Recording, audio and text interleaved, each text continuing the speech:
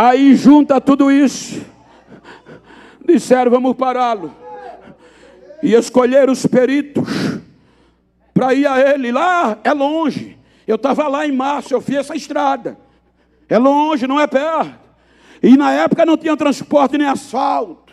Hoje a gente vai de ônibus, de ar, de carro, acha longe, de Jerusalém para a Galileia.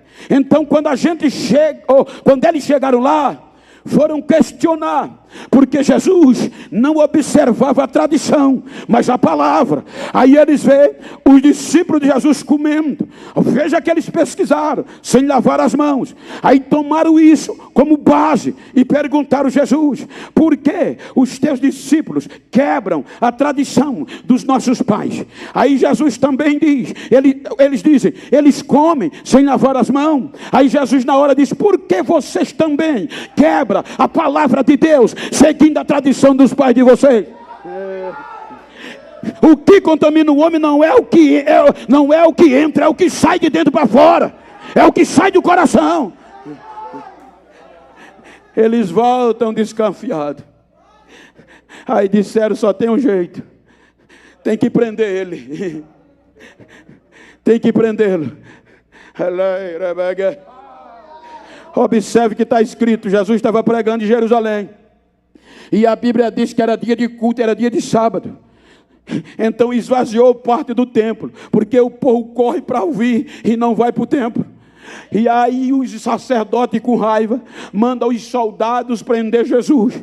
Quando os soldados chegam com ordem de prisão, eles não dão voz de prisão e cometem um grave erro. Eles esperam Jesus pregar a palavra. Eles costumados a ouvir tradição, agora vê Jesus pregando a palavra com autoridade, com poder, cheio do Espírito Santo. Quando termina o culto, eles não dão voz de prisão, porque já estavam quebrados por dentro, moídos por dentro. Aí voltaram sem dar voz de prisão. Os sacerdotes bravos disseram: por que vocês não trouxeram eles? Os soldados dizem: a gente nunca ouviu ninguém pregar como ele prega. Ele prega com autoridade, ele prega com poder. Abre mais retorno para mim, por favor, se possível.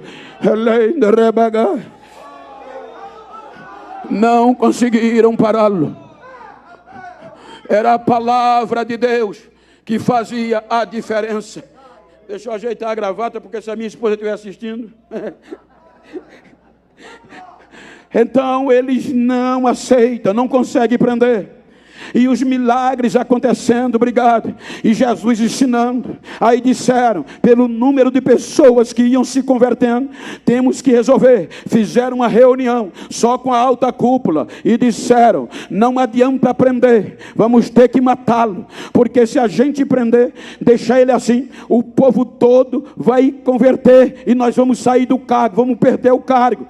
Aí disseram: vamos matá-lo. Por quê? Porque Roma aderiu à morte de cruz, para eliminar, para acabar com os revoltosos vencidos. Por exemplo, como Teuda e Judas, que seguiram algumas pessoas, eles mataram, e as pessoas que o seguiam acabaram e tornaram-se nada. Aí disseram: Roma dá ordem, a cruz, a morte de cruz, além de ser a pior, tem uma mensagem, que qualquer pessoa, qualquer discípulo, qualquer seguidor de alguém que morrer em cruz, se continuar pregando o que ele prega, vai acabar do mesmo jeito. Então era para matar Jesus e parar a ação de Jesus, pela tradição. Aí matam Jesus. Vejam que o projeto era tão feroz, a pressão psicológica era tão grande, que não é à toa que Pedro desistiu. Muitos fugiram, só 2, quando Jesus foi preso, ficaram de longe, e um desistiu.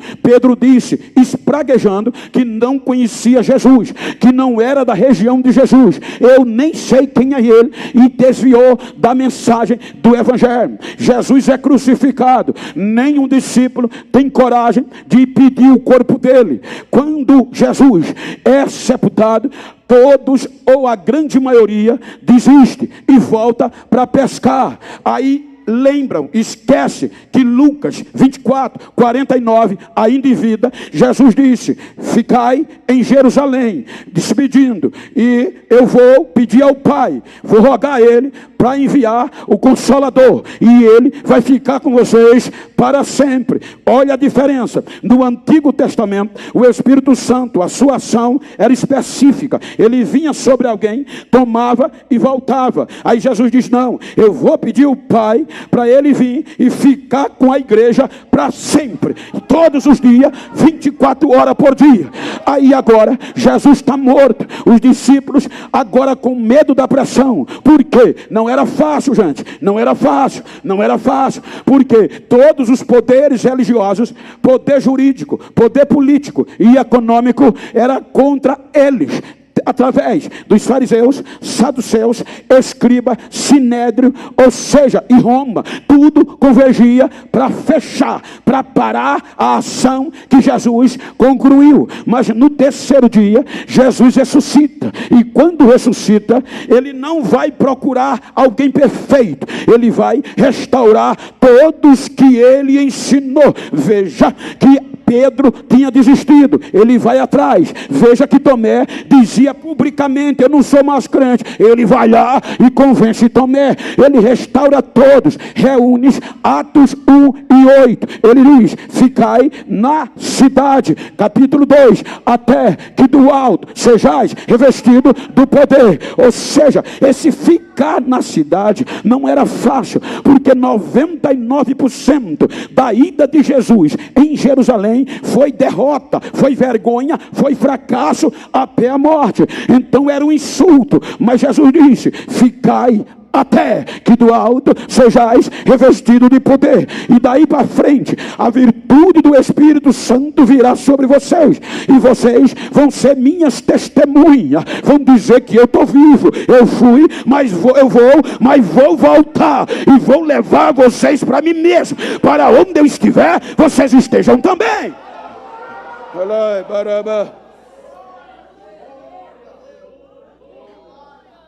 Estão eles com medo. Eu tive lá por 2 vezes já. Eu entrei no lugar, o cenáculo. Bem verdade que houve mutações, mas dá para você ter uma ideia de como era no tempo. Então, não dá, irmão, na ótica humana, para entender como cerca de 120 crentes Lot fez Jerusalém abalar. Ou seja, aí diz Atos dos Apóstolos, que depois que Jesus concluiu a tarefa, sentou à direita do Pai, pediu que Deus derramasse para a igreja o Espírito, sem exceção. Aí diz Atos, Lucas escreve, estavam eles reunidos em um mesmo lugar, próximo ao Pentecoste, quando de repente entrou onde eles estavam um barulho de um vento enviamente poderoso e encheu toda a casa, e todos foram cheios do Espírito Santo de Deus e falavam novas línguas, repartidas como que de fogo, conforme o Espírito Santo concediam que falassem. Agora, baseado na palavra, agora cheios do Espírito Santo que estava em Jesus, agora está na igreja. Então eles vão fazer um barulho. Não era barulho de aplauso, não era barulho de uau, de assovio, não, era coisa extraordinária. A Bíblia diz que eles começaram como analfabeto e sobretudo falavam mal a sua língua aramaico e o hebraico. Então agora eles vão falar língua de 17 nações simultaneamente, Patos, Medos, Arábia e outras nações, e eles não falavam só, mas glorificava a Deus, pregava a palavra, contava os milagres na língua de cada país. Aí invade Jerusalém, aí os doutores, os discípulos dos fariseus e um grupo de gente religiosa, diz o texto, ouviram e disseram: de onde está vindo esta voz que nós estamos ouvindo? Ora, que coisa linda, está vindo de lá do cenáculo. Quem está lá? Os galileus, mas eles não são indoutos, eles não são semi-analfabetos, são, e como nós estamos ouvindo eles falarem na língua da nossa nação que cada um nasceu, vamos para lá. É milagre, é ação do Espírito Santo de Deus no Novo Testamento.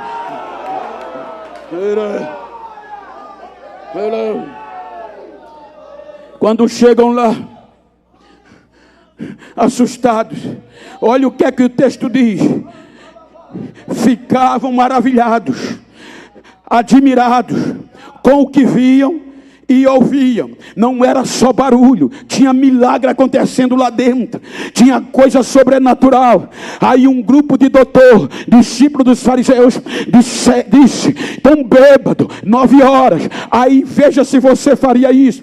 Veja que se não fosse o Espírito Santo, na visão de um homem isso acontecia. Um crente que há cerca de 55 dias estava desviado, disse que não conhecia Jesus, e agora restaurado, cheio do Espírito Santo. O irmão Pedro, quando viu isso, se acendeu e disse: sai da frente, que quem vai pregar hoje sou eu. O analfabeto vai pregar por doutores, cheio do Espírito Santo. Veja que ele já entra desafiando: varões, israelita, judeu e todos que habitais em Jerusalém, escutem, tem ninguém bêbado aqui não, é 9 horas agora. Isso que vocês estão vendo e ouvindo é a promessa que Deus prometeu por intermédio do profeta Joel, que nos últimos dias ia derramar do seu Espírito sobre toda a carne. E isto é poder de Deus. Ele pega de Abraão, vai até a ressurreição, ele nem termina de pregar, já tem cerca de 3.000 pessoas querendo aceitar o Evangelho de Jesus e ser batizada no Espírito Santo.